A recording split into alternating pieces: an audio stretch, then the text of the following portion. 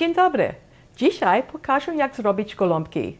Today I'm going to show you how to make cabbage rolls. And by the way, I'm Polish and I grew up helping my dad make cabbage rolls, although I think my version may be a little healthier.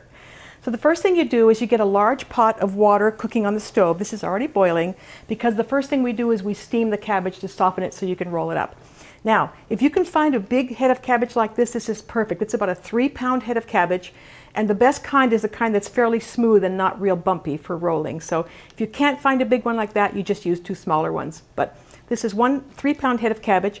And the first thing we do is we take out the core. You get a sharp, small knife like this, and you just cut out the core because you have to have access to pull these leaves off. Whoops, there it goes. There's the core. So this gets set aside, and this gets put into the water. You can see it's boiling, core side down, into the boiling water, cover it up, and we're going to reduce the heat so it just kind of simmers for about 10 minutes. So I'll set my timer for 10 minutes, and you let that soften up, and while that's going on, you can start to make the filling. So you need to saute something, so I'm going to move this to the back of the stove and put it on the back burner just so you can see what I'm doing here. So there, it's on the back burner. Okay. So now we have a saute pan which is heated up to about medium-high. And what we're going to do is saute onions and garlic, of course. I always start everything with onions and garlic. So I have chopped up here 1 cup of onion, fairly smally chopped up, and 1 clove of garlic. And of course I put them in the garlic press. So I'll put that together with the onion. Here comes the garlic. Oh, I love this. There's the garlic.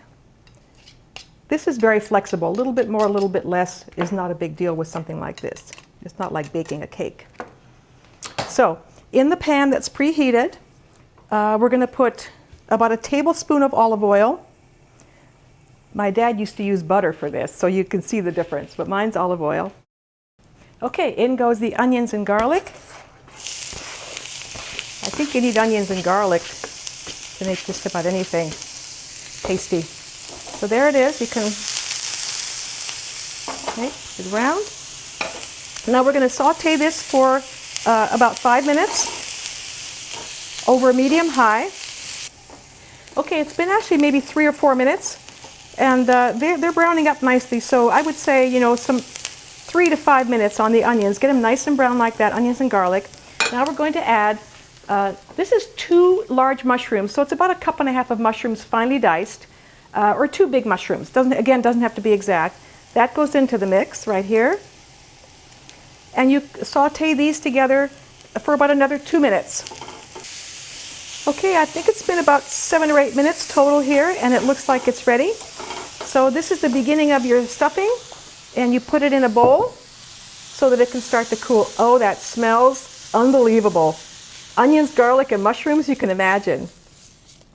Okay, that's it. That's the beginning, so that's going to sit and cool for a few minutes while we get the cabbage ready. Okay, I believe the cabbage is done, and it's time to remove it. Now what I've done is I take a big baking pan with a rim because there's a lot of water going to come with the cabbage, and I put it up as close as possible, and then you have to find something strong to pull this cabbage out, because it's 3 pounds is pretty heavy. Okay, here it goes. Onto there. Turn this off. Now also, don't throw the water out because you might want this water. When you get down to the core of the cabbage, if it's not soft enough, you may want to, whoops, I better use this. You may want to put it back in the hot water. Okay? So, there it is. Now what you can do is take a couple of forks and just start to separate it a little bit so that it cools off, because you have to be able to handle it. All right, so we have the onions, garlic, and mushrooms in here, and to this we're going to add 3/4 of a cup of rice. I use Uncle Ben's converted rice for this. So 3/4 of a cup of rice, 1/4 cup of parsley, and you know, generous on the parsley. A good 1/4 cup of parsley really helps this dish. Okay, we're going to add 1.5 teaspoons of salt. So there's 1.5, and lots of nice fresh ground pepper. And then 2 more things. One is the ground beef, which is right here. It's 1 pound of ground sirloin. Now my dad used to he said, get the cheapest, the fattest meat because you want that fat, but you don't want saturated fat from meat. So this is ground sirloin, it's 1 pound. And the last thing is tomato. Now this is my tomato of choice right here. I've seen this in the stores. If you can get this, get the palmy strained tomatoes. It's just pure tomato, no sodium added, nothing is added. So if you can't find this, you can also use canned tomato puree. But this is what I'm using, and I have 1 cup of that here. And that's everything that's going to go in the filling right here. Okay? And you have to mix it up. And I'm going to have to use my glove because it's a pretty messy job. It's definitely something you want to do by hand because it'll take you forever otherwise. So there it is. There's your stuffing. You just kind of go under and, kind of fold it and stuff and mix it all together. Mix it really well. That's all mixed up, ready to go. There's the stuffing. Now we're going to get the cabbage ready, and I'll bring that over here and show you how to do that. Okay, I've cleared some space, and now we'll get the cabbage leaves ready. Besides separating them, you will have to do a little bit of slicing on here. I'll show you how. So you separate the leaves. So far, I'm able to handle these, although they're still pretty warm. And what you do is usually the outer leaves, this is a really great head of cabbage because it was real tight. The outer leaves tend to be very dark green and sometimes they rip. So you put the outer ones that aren't as attractive off to the side, and we're going to put them on the top of the cabbage rolls. And so you start to put aside the good leaves like that. There's 1, 2, 3. At this point, when you get halfway through, it's stuck to the core because I couldn't get that far in. You just go around and cut it away again.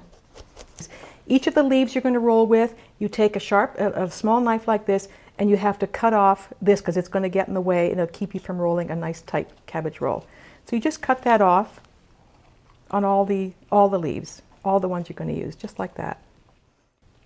Okay, so I was preparing the leaves, and I think I have about 16 leaves, but as I got to the center, and this can happen, they're still a little bit hard. You can see that's a little bit too hard. So that's why you keep the water going. And a couple of these, this one is a little bit hard to roll. So I'm going to put these back in the water as I'm working. Now this is it's a cake pan, doesn't matter, but any kind, like a lasagna pan. I got a special pan because I had to make another set before at Bed & Bath for like $15 with my coupon. From 2009, they took it. They don't care. If you're not using your coupons at Bed & Bath, keep them. So anyway, so there's my pan. Here's my stuffing, and here's how we're going to do it. Make some room.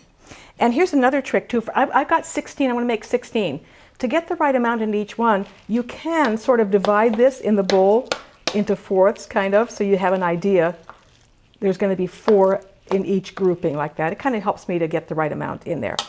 But again, if the leaves are bigger, you're going to probably put a little more filling in. So you take a big scoop of filling, you put it in, here's how you roll it, like this. This is the end that I cut, the what do you call that? The thing.